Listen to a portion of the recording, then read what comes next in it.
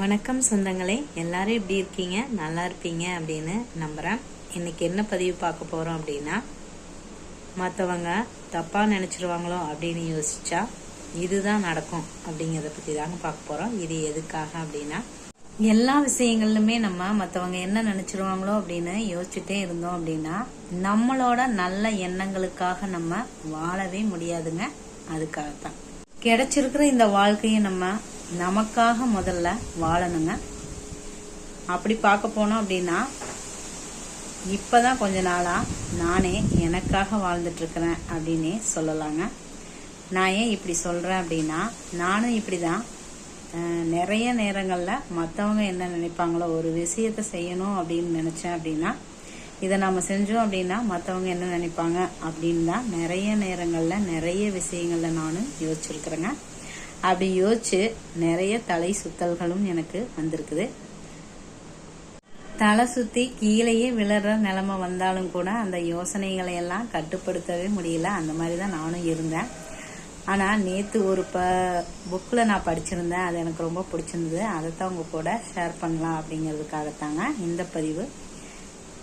அதை படிக்கும்போது நானுமே மற்றவங்களை பத்தி எல்லாம் யோசிச்சுட்டும் இருந்தோம் அப்படின்னா அதனாலதான் நம்மளுக்கு இந்த மாதிரி எல்லாம் ஆயிருக்குது அப்படிங்கறது எனக்கு கொஞ்சம் புரிஞ்சுது. சரி, என்ன மாதிரி இருக்கிறவங்க யாரோ ஒருத்தருக்கு யூஸ் ஆகும் அப்படிங்கிறதுக்காகத்தான் இந்த பதிவு.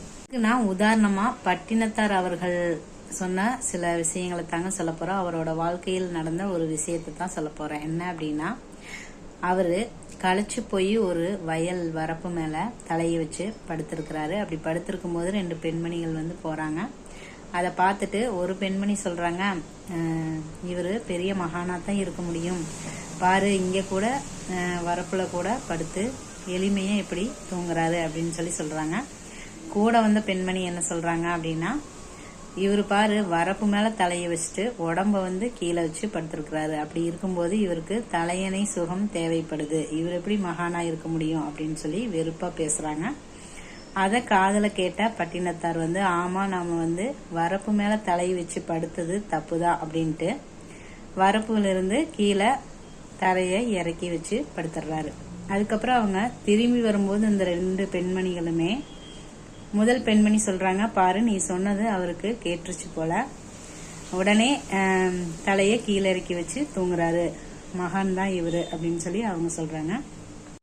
அப்படி சொல்லும் போதும் கூட அந்த இன்னொரு பெண்மணி என்ன சொல்றாங்க அப்படின்னா, மற்றவங்க நம்மளை பத்தி என்ன நினைக்கிறாங்க அப்படின்னு ஒட்டு கேட்டு அதன்படி செய்யறாரு, இவரெல்லாம் ஒரு பெரிய மகானா அப்படின்னு சொல்றாங்க. அதை கேட்கும்போது பட்டினத்தார் அவர்களுக்கு வந்து எப்படி இருந்துச்சு அப்படின்னா, நம்மளை பத்தி மற்றவங்க என்ன நினைப்பாங்க அப்படின்னு, இந்த உலகம் நம்மளை பத்தி என்ன பேசும் அப்படின்னு நம்ம யோசிக்கவும் கேட்கவும் ஆரம்பிச்சிட்டோம் அப்படின்னா இதுதான் நடக்கும் அப்படின்னு அவருக்கு புரிஞ்சிருச்சாமாங்க. என்ன அப்படின்னா, ஒரு நிமிஷம் அவருக்கு தலையே சுத்திருச்சாமா. அதைத்தான் அதுல சொல்லியிருப்பாரு, நம்ம மற்றவங்களை பத்தி யோசிக்க ஆரம்பிச்சிட்டோம் அப்படின்னா நமக்கான வாழ்க்கையை நம்ம வாழவும் முடியாது, நம்மளோட நல்ல எண்ணங்களுக்காக நம்ம வாழவும் முடியாது அப்படிங்கறது புரிஞ்சுக்கிட்டு அதுக்கப்புறம் தன்னோட வழி என்ன அப்படின்னு பார்த்து அதுபடி நடந்தாரு அப்படின்னு சொல்றாங்க. கடைசியா நான் என்ன சொல்ல வர்றேன் அப்படின்னா, செய்ய வேண்டாதத நீங்க யாருக்காகவும் செய்ய வேண்டாங்க. உங்களுக்கு என்ன தேவையோ அதை நீங்க கண்டிப்பா உங்களுக்காக செஞ்சுக்கிட்டு நல்லபடியா உங்களோட வாழ்க்கைய வாழணும் அப்படிங்கிறதுக்காகத்தாங்க இந்த பதிவு. மற்றவங்களோட என்ன நினைச்சிருவாங்களோ அப்படின்னு, மற்றவங்க என்ன நினைப்பாங்க அப்படிங்கிற அந்த யோசனையில இருக்கிற ஒரு ஆள் நீங்க அப்படின்னாலும் அதை மாத்திக்கிட்டு கண்டிப்பா உங்களுக்கு தேவையான விஷயங்களை நீங்க செய்ய ஆரம்பிக்கணும். அது வேண்டாத விஷயங்களை நம்ம செய்ய வேண்டியதில்லை. நமக்கு தேவையானதை கண்டிப்பா நம்ம செஞ்சு நம்மளோட வாழ்க்கையில நம்ம மகிழ்ச்சியா நமக்கான வாழ்க்கையை நம்ம வாழணும். மற்றவங்களுக்காக வாழ்க்கைய வாழ வேண்டாங்க. அதைத்தான் இந்த பதிவுல நான் சொல்ல வந்தேன். ஓரளவு இந்த பதிவுல புரியுற மாதிரி சொல்லியிருப்பேன் அப்படின்னு நினைக்கிறேன். இந்த பதிவு உங்களுக்கு பிடிச்சிருந்தது அப்படின்னா ஒரு லைக் பண்ணி, கமெண்ட் பண்ணி, சப்ஸ்கிரைபும் பண்ணி சப்போர்ட் பண்ணுங்க. இது வரைக்கும் நம்ம சேனலை சப்ஸ்கிரைப் பண்ணி சப்போர்ட் பண்ண நம்ம ஃப்ரெண்ட்ஸ் எல்லாத்துக்குமே ரொம்ப நன்றிங்க. தேங்க்யூ.